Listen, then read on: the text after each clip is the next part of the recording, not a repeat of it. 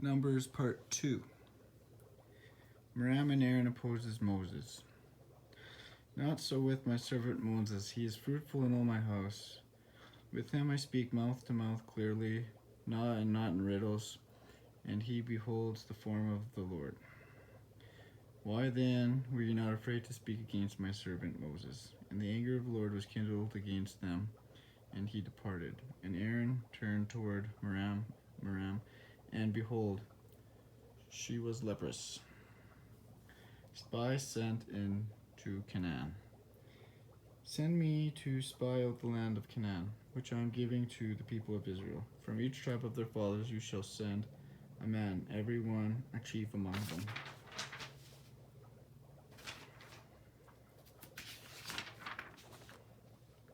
Report of the spies. At the end of the 40 days they return from spying out the land. They bring back good news about the land, except they're afraid of the giants, Nephilim.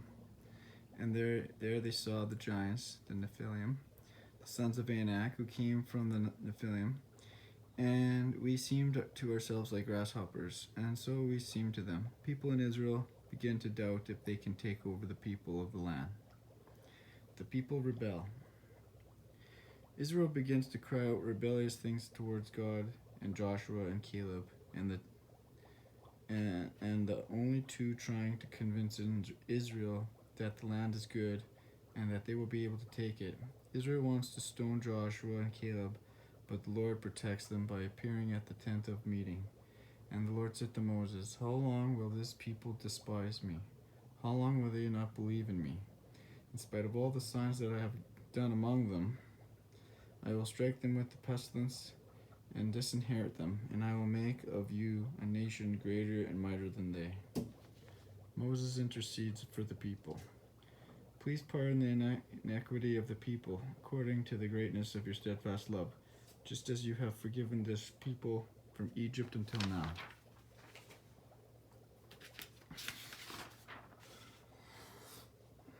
God promises judgment.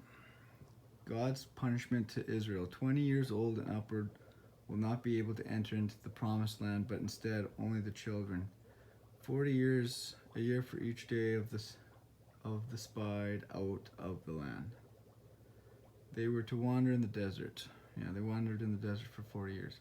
Only Joshua and Caleb were exempt because they followed God's rules and had a different spirit and followed God fully. The other 10 chiefs who spied out the land died from a plague. Israel defeated in battle.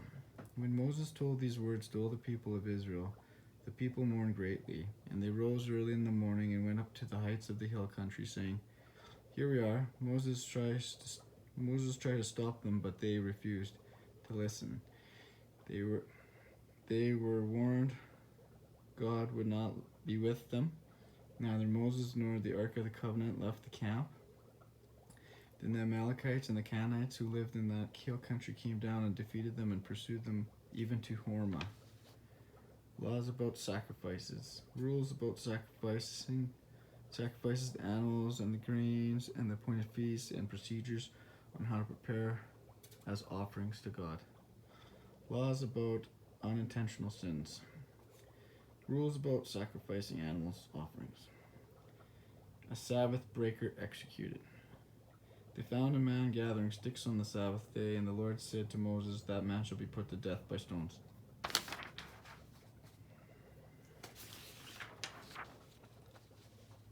Tassels on garments.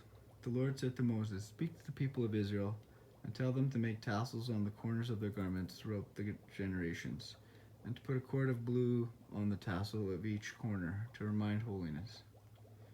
Korah's rebellion. Korah, Dathan, and Abiram, and 250 chiefs of the congregation, chose from the assembly well-known men. They assembled themselves together against Moses and against Aaron and said to them, "You have gone too far." And they separated themselves from them, and the earth opened its mouth and swallowed them up with their household and all the people who belonged to Korah and all their goods, and they went down to Sheol alive. But on the next day, all the congregation of the people of Israel grumbled against Moses and Aaron. The Lord gets angry, sends a plague that kills set 14,700 besides those who died in the affair of Korah. Aaron's staff buds. Speak to the people of Israel and get from them staffs, one for each father's house, from all the chiefs according to their fathers' houses, 12 staffs. And behold, the staff of Aaron's for the house of Levi has sprouted and put forth buds and produced blossoms, and it bore ripe almonds. It was to be put with the testimony. Duties of priests and Levites. God goes over Levites' rules and orders. Laws for purification. Rules about how to sacrifice and rules on being unclean. The death of Miriam. Kadesh and Miriam died there and was buried there. The waters of Meribah. The people of Israel quarreled with Moses and Aaron for water. And the Lord spoke to Moses, saying, Take the staff and assemble the congregation, you and Aaron your brother, and tell the rock before their eyes to yield its water. Moses strikes the rock. Moses strikes the rock twice with his staff, and water came out abundantly. Adam refuses passage. Moses sent messengers from Kadesh to the king of Edom, asking for permission for Israel to pass through his land. The king rejects request and warns not to enter, or his army would attack. Israel turns away from him. The death of Aaron. That's Moses' brother. Take Aaron and Eleazar his son, and bring them up to the Mount Hor, and strip Aaron of his garments, and put them on Eleazar his son. All the house of Israel wept for Aaron 30 days. Arad destroyed. When the Canaanite, the king of Arad, who lived in the Negeb, heard that Israel was coming by the way of Atharim, he fought against Israel and took some of them captive. And the Lord heeded the voice of Israel and gave over the Canaanites. So the name of that place was called Hormah. The bronze serpent. And the people spoke against God and against Moses. Then the Lord sent fiery serpents among the people. And the Lord said to Moses, Make a fiery serpent and set it on a pole. And everyone who is bitten, when he sees it, shall live. Many people died that day. The Song of the Wall. And the people of Israel set out and camped in Oboth. And they set out from Oboth to Ariabam, then to Valley of Zerad. Then they went to the other side of Arnon. Then they went to Beer. Then they went to Mathana. Then they went to Nahaliah. Then they went to Bamoth.